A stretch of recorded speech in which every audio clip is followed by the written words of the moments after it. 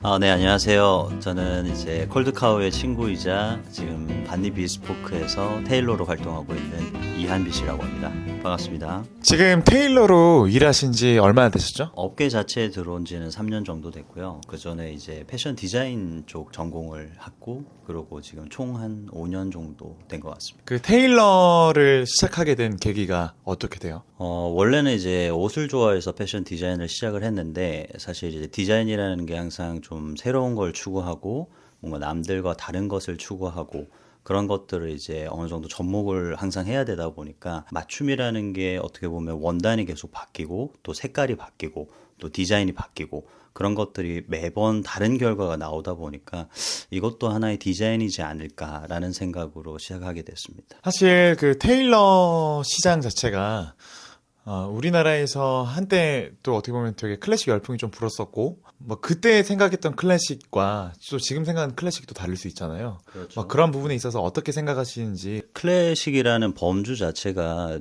누구에게는 이제 옛날 것이라고 얘기를 할 수도 있고 또는 이제 클래식이라는 건 오래도록 변하지 않는 거를 또 생각할 수도 있는 거고 또는 이제 어떤 영화의 어떤 한 장면을 클래식이라 할 수도 있는 거고 그래서 사실은 이 범주 자체가 각자가 느끼는 바가 다르기 때문에 지금의 클래식은 예전처럼 무조건 뭐 올드하거나 빈티지하거나 라는 것의 의미에서 그치지 않고 좀 새로운 것들 요즘 사람들의 어떤 시대나 플랫폼이나 이런 것들이 같이 접목이 되면서 또 그러면서도 변하지 않는 것들을 고수할 수 있는 그런 같이 융화되는 것들도 이제 클래식의 범주가 되고 있지 않나라고 생각을 하고 있습니다. 근데 이게 반말로 해야 될 것 같은데 계속 어떻게 하다 보니까 지금 존댓말로 하고 있어요. 예. 근데 일단 존댓말로 하겠습니다. 뭐 이런 정장 비스포크 관련된 관심을 가진 사람도 있을 것이고 그쪽으로 뭐 취업을 희망하시거나 테일러 브랜드를 좀 직접 만들어 보고 싶은 그런 사람들이 있을 것 같은데 뭐 그런 분들한테 좀 도움이 될 만한 본인이 어떻게 준비를 해왔고 이렇게 커리어를 밟아오게 됐는지 한번 그거에 대해서 좀 간단하게. 사실 뭐 정답이라는 건 없는 것 같아요. 사실 매 순간 계속 지금도 세상은 되게 급변하고 있기 때문에. 근데 사실은 이게 우리나라에도 뭐 전 세계적으로도 그렇지만 어떠한 쪽을 계속 새로운 도전을 하려고 노력을 많이 하고 있습니다. 그래서 잠깐 아르바이트 저도 같이 한번 해봤던 적이 있잖아요. 그렇죠. 그러니까 코엑스 같은 박람회 가서 결혼 웨딩 하시는 분들 그런 분들을 위해서 사실 그때 좀 배웠던 거는 영국은 날씨가 이제 우중충하고 네. 그렇기 때문에 강직한 원단을 써야 된다. 그래서 영국 원단이 약 묵직하고 그게 어떻게 한국엔 좀 더 맞을 수가 있고 이태리 원단은 좀 더 얇고 그렇기 때문에 이태리 원단보다 영국 원단이 좀 더 비쌌던 것 같거든요. 그래서 자연스레 약간 영국 원단을 좀 추천하게 되면은 뭐 홀란드 앤 쉘이나 뭐 그런 원단들 있잖아요. 네. 네. 그런 원단을 잘 추천하게끔 기억하고 했던 있네요. 것 같아요. 예. 기억력 좋네. 그거에 대해서 한번 사실 진실을 한번 좀 알고 싶긴 해요. 근데 사실은 저는 이제 지금도 여전히 계속 이제 고객님들 오시거나 뭐 지인분들이 물어볼 때 항상 똑같이 얘기는 해주는데, 어떻게 보면 이게 모든 이 컨텐츠 자체가 이 나라마다 뭐 적합한 게 있고 또 그 나라에 갔을 때마다 그 각색이 되는 게 좀 있잖아요. 현지화가 되고. 근데 어떻게 보면 이 원단이라는 구분 자체도 사실은 한국에서 좀 한국화식으로 좀 이분법이 된 것 같아요. 어떻게 보면 이 컨텐츠가 어떻게 보면 종주국이라는 게 발생을 하고 역사가 오래되고 이걸 다룰 수 있는 나라들이 생기게 되는데, 근데 그 중에서 이탈리아도 영국도 역사도 오래되고 또 이제 원단을 짤 수 있는 브랜드가 되게 많아요.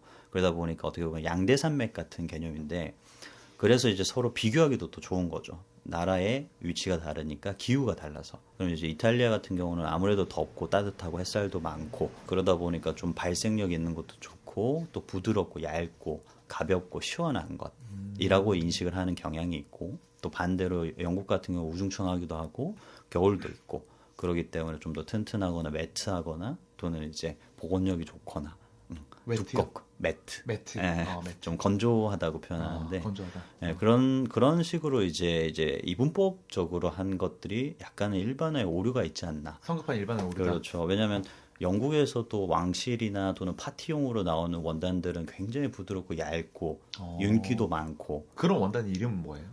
스카발사들도 약간 그런 원단들이 많고 또는 이제 뭐 도멜사도 그렇고 도멜. 네, 그 여러 브랜드들이 있어요. 근데 그 브랜드마다 좀 뛰는 경향이 또 있습니다.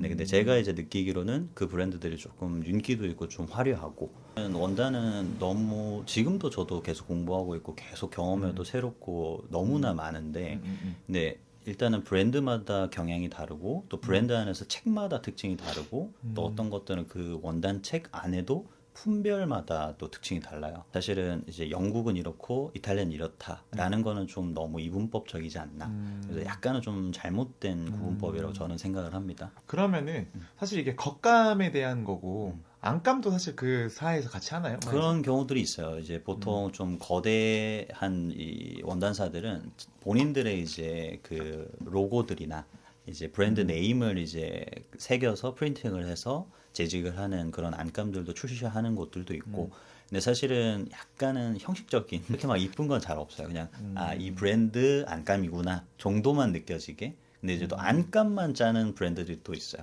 이제 그 브랜드들은 막 그림도 막 다양하게 넣기도 하고 예를 들면 어떤 브랜드들이 있어요? 뭐 안감. 이지오 글링헬리도 있고 이지오 글링헬리, 네, 그런 거나 뭐 허더스필드의 이제 플래시라든지 허더스필드의 플래시. 네, 그리고 뭐 개인적으로 요거는 제가 따로 그냥 구하는 이제 안감이 있는데 거의 진짜 명화들이 이제 그려지는 게 있어요. 세계 명화들이 그려져 네, 있는. 그럼 그 명화들을 이제 자켓 안에 탁 박아 놓으면 그게 하나의 작품이 되는 거예요. 예전에 약간 폴 스미스 지갑처럼 뭐 그렇게 뭐 볼 수도 있는 거죠. 그런 안감 같은 네. 느낌인 거네요. 그렇죠. 그럼 그래서 사실. 어떻게 보면 맞춤에서 하나 내가 나만의 것을 만들 수 있다는 것도 장점이기 때문에 그럴 때 겉으로 이제 표현할 수 있는 거는 다 해봤다. 다 해봤다. 그런 분들은 이제 또 안감에 이 보이지 않는 부분들에 한 번씩 슬쩍슬쩍 보일 때 그 반전을 주는 사실 자기 만족이 그렇죠. 있잖아요. 근데 아는 사람은 또 보거든요. 사실 뭐 헬스를 해도 그렇죠. 엄청 몸이 좋은 사람 아니고서야 그렇죠. 사실 자기만 막 벗었을 때 아는 건데. 그렇죠. 그 또 변화는 그런- 뭐 본인만 아는 거죠. 그쵸. 자기 만족이죠. 인생이 다 자기 만족 네. 아닌가요? 그러니까 엄청 변하는 게 아니면 사실 네. 어느 순간 되면 뭐 그렇다고 치면 뭐 그런 거랑 좀 비슷한 게 아닐까? 뭐 어떻게 그럴 수 있죠. 네. 네. 그냥 거기에 이제 가치를 느끼면 지불을 하는 거고 가치를 안 느끼면 지불하는 느껴지면 거고. 굳이 할 필요 없는 거고. 패션이 사치와 향락을 조장한다. 막 이렇게 얘기를 하시는 분들이 있어요. 그러니까 예전에 프랑스에서 뭐 향수라든지 뭐 옷 같은 걸로 뭐 신분을 좀 나타내기도 했고, 제가 알기로는 이거 정확한 정보인지 모르겠으나 뭐 로마 같은 데 가면은 달팽이 뭐 염료 같은 걸 하면 뭐 보라색 빛이 나온대요. 자줏빛 같은 게 나오는데 그렇죠. 염료가 보라색이 너무 귀해서 이제 귀족들만- 귀족들의 색이라고 했던 게 있었죠. 보라색 정장 있으신가요?